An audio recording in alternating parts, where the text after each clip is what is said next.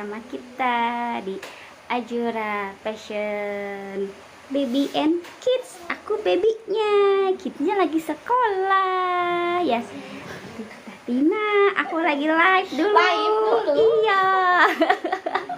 Aku lagi live dulu ya, belajar live ya kali-kali gitu. Hari ini mau ngebahas tentang cara memilih baju yang benar.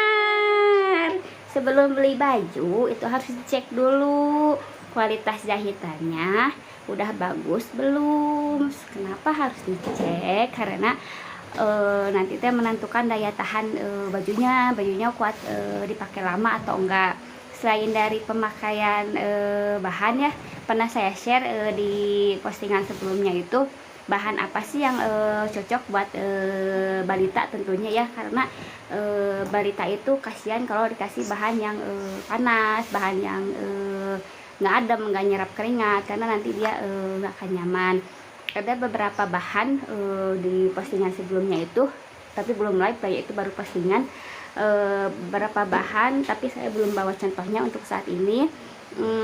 Di antaranya itu kain katun gitu.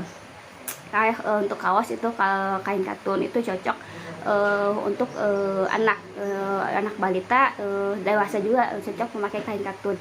Kenapa kain katun? Karena kain kaos katun itu mengandung bisa menyerap keringat dan bahannya cenderung adem gitu. Nah, sampel udah beres. Tuh, ini teh ruang sampel ya, ada beberapa sampel dipajang di sini juga yang mau jalan produksi. Nanti kalau misalnya udah ACC sampelnya baru kita produksi dalam jumlah yang banyak, produksi maksal. Oke, selanjutnya tadi balik lagi ke jenis-jenis kain. Tadi selain katun, kemudian juga banyaklah ada beberapa jenis. Nanti kita bahas di live selanjutnya ya. Di live yang nanti yang kedepannya kita bahas sambil contoh kain apa saja yang cocok untuk anak. Nah, kalau yang sekarang saya akan bahas mengenai jahitan. Kita sebelum membeli baju itu cek dulu kualitas jahitannya apakah bagus atau enggak gitu. Nah, yang pertama adalah dari ini ada baju contoh ya, ini beli, ini dikasih sih sebelumnya mah, tapi ini masuk kualitas jahitannya udah oke ya, udah bagus apa ngehalangin ya. Nih, ini kualitas jahitannya. Yang pertama adalah kita lihat dari kerapatan sebenarnya ini sudah ada di posting di sebelumnya ya, di konten sebelumnya, tapi belum dijelaskan secara langsung. Tapi kalau misalnya mau lihat rincinya apa aja bisa dilihat di konten sebelumnya gitu. Yang pertama adalah cek kerapatan jahitan gitu, cuman kurang jelas ya kalau di sini. Kerapatan jahitan, jadi si jahitannya itu rapat enggak, lihat apakah ada jahitan yang loncat-loncat atau enggak, itu yang pertama. Yang kedua, lihat apakah masih ada sisa-sisa benang, enggak di bajunya gitu. Biasanya kalau beli baju, kalau misalnya masih ada sisa-sisa benang, dipertanyakan juga ya, ini teh gimana sih tim di sananya gitu ya, QC-nya apakah emang nggak ada buang benang atau apa gitu ya. Karena kita juga suka risih ya kalau misalnya beli baju tapi masih benangnya masih banyak gitu kan, sisa-sisa benangnya masih banyak. Ya tadi pertama kerapatan jahitan, lihat apakah jahitannya ada yang loncat atau enggak gitu. Yang kedua tadi apakah masih ada sisa-sisa benang. Kemudian yang ketiga kualitas obrasan. Kualitas nih obrasan, lihat di dalamnya obrasannya itu udah bagus apa enggak, sama itu juga apakah ada obrasan yang loncat-loncat atau enggak.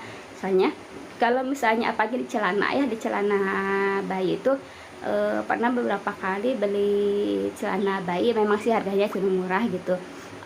Itu di bawah selangkangannya itu obrasannya itu copot gitu benangnya, jadi ya udah sobek lah bajunya, celananya itu nggak bisa dipakai lagi gitu kan. Nah, lihat juga kualitas obrasannya. Kalau misalnya obrasannya ada yang bolong-bolong ya berarti bajunya bakalan gampang sobek gitu, nggak akan bisa tahan lama itu gitu. Kemudian juga tadi udah terus benang. Coba kalau misalnya agak iseng dikit gitu ya di bawah ini ketek, atau kalau di celana itu di selangkangan agak ditarik benangnya gitu kah, apakah jahitannya kuat atau enggak gitu. Biasanya kalau jahitannya yang enggak kuat, sedikit ditarik aja sih kayaknya udah mengkerut gitu. Tapi kalau jahitannya kuat mah ditarik itu nggak akan mengkerut gitu ya. Oh, kenapa? Nah, terus ada tips lain juga kalau misalnya membeli baju buat anak. Oh, mau ikutan ngomong. Iya. Lihat di dalamnya. Biasanya kalau untuk baju anak itu di ini ya, di dalam dress bayi, dress perempuan gitu ya. Kalau anak laki-laki biasanya jarang ya. Nih kalau untuk anak perempuan, apalagi di baju dress, biasanya untuk daerah area belakang yang pakai sleting itu harus ada lapisannya. Di sini seperti ini ya, harus ada lapisannya. Ini menandakan kualitas bajunya bagus gitu ya. Kenapa harus ada lapisannya? Karena untuk melindungi badan bayinya gitu. Kalau soalnya di ujung-ujung ini kan, ujung-ujung itu di samping-samping sleting itu kadang-kadang ini agak keras gitu ya. Makanya harus ada lapisannya gitu. Nah, begitu mungkin. Nah, kalau ini karena ini dapat dicuci ya, jadi masih ada ini kain-kain benang-benang yang tertarik gitu.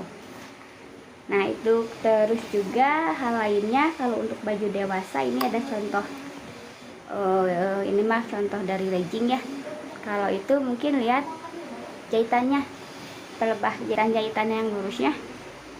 Apakah jahitannya lurus? Seperti ini kan jahitannya, apakah jahitannya lurus atau jahitannya malah ada yang ke atas sedikit, ada yang ke bawah sedikit gitu. Nah, itu menandakan kualitas dari jahitan itu gitu. Apakah jahitannya lempeng terus pergi berbah ini ya, di pas tangan gitu kan, di pas keliman tangan, keliman bawah baju gitu. Ada juga yang jahitannya teh mencong atas, mencong bawah. Nah, itu berarti kualitas jahitannya agak jelek gitu. Apalagi silakan kalau ada yang mau menambahkan ya. Kalau ada yang mau menambahkan apa aja sih kualitas jahitan yang bagus. Nah, ini juga ada beberapa tambahan atau masukan lain ya. Biasanya ada beberapa brand-brand tertentu biasanya mah udah kalau untuk anak yang usia baju bayi itu, untuk yang usia di bawah 2 tahun, untuk brand-brand tertentu biasanya diciptakan label SNI gitu di packingannya gitu ya. Dan juga ada kalau untuk brand-brand tertentu yang sudah bagus biasanya disertakan care labelnya gitu. Care label fungsinya buat apa? Care label itu fungsinya untuk petunjuk bagaimana cara mencuci pakaian tersebut, mencuci, menyetrika, suhu ideal buat nyetrikanya berapa gitu, suhu ideal buat air buat berendamnya berapa gitu. Terus ada juga beberapa kain yang nggak boleh disikat gitu ya, ikutan ngomong. Nah, itu biasanya untuk dress bayi itu ada lapisannya ya, kayak gini nih. Kadang ada lapisan dulu, ada luar, baju luar, ada juga lapisan dalam gitu, supaya apa ya, karena ada beberapa baju juga, baju bayi yang agak kasar gitu ya, kayak ini sebenarnya agak-agak kasar gitu, cuman si kasarnya itu nggak kena ke kulit bayi karena dia pakai lapisan lagi gitu, jadi nyaman-nyaman aja dipakai oleh bayi gitu ya. Nyaman nggak? Nyaman iya. Gitu. Terus juga ada ini contohnya. Kalau ini kan ini tidak kelihatan obrasnya ya, karena ini rapih jahitannya seperti ini. Ini jahitannya rapih, kemudian jahitannya kuat gitu, makanya bajunya awet gitu. Kenapa awet ya? Kenapa kita harus milih baju yang awet ya? Biar nggak keluar sering-sering keluar uang ya sebenarnya mah gitu kan. Kalau bajunya awet kan, kalau misalnya apa udah besar gitu, kalau umur segini mah masih gonta-ganti baju karena cepet gedenya. Jadi kalau misalnya udah usia memasuki jenjang SD, biasanya kepakainya agak lama gitu karena pertumbuhannya tidak secepat anak balita begitu ya. Mungkin itu ya, karena suasananya sudah, si bayi ini sudah tidak kondusif buat diajak aduh apa tuh Si bayinya sudah tidak kondusif buat diajak live. Nanti kita live lagi atau besok atau siang, nanti lihat situasi dan kondisinya bisanya kapan. Oke baik, oke baik, iya, iya. Oke, sekian live kali ini. Mudah-mudahan tipsnya bermanfaat. Ini sih udah ada postingannya di konten sebelumnya, bisa dilihat konten-konten kita. Nantikan tips-tips selanjutnya. Dan hari ini belum pengenalan konveksi ya, karena agak susah buat ngulilingnya gitu. Nanti kita pengenalan lagi seputar bisnis konveksi dan apa-apa aja sih yang ada di konveksi itu gitu. Oke, sekian akhir kalam. Rabbana atina fid dunya hasanah wa fil akhirati hasanah wa qina adzabannar. Assalamualaikum warahmatullahi wabarakatuh.